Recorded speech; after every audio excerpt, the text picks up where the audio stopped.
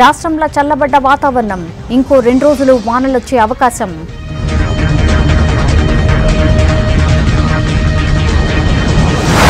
వందల ఎకరాలలో దెబ్బతిన్న పంటలు, నష్టం లెక్కగట్టే పనులు అధికారులు.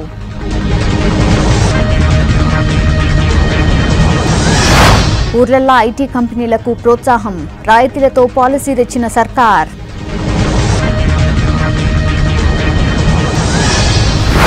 సింగిల్ పర్మిట్పై 2 రాష్ట్రాల మీటింగ్, మల్లోపారి మాట్లాడుకోవాలని నిర్ణయం.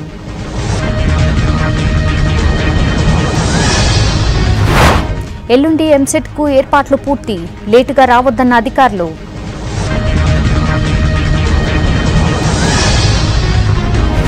మన భాషకు ప్రపంచ గుర్తింపు తెస్తాం, సాహిత్య అకాడమీ బాధ్యత తీసుకున్న సిద్ధారెడ్డి.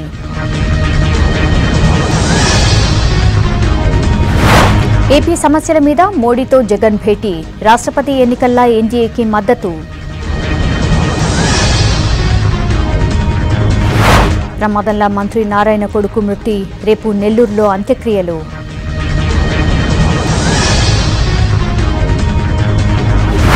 కోర్టుల్లో డిజిటలైజేషన్ మొదలుపెట్టిన పీఎం, పని తేలికవుతుందన్న చీఫ్ జస్టిస్.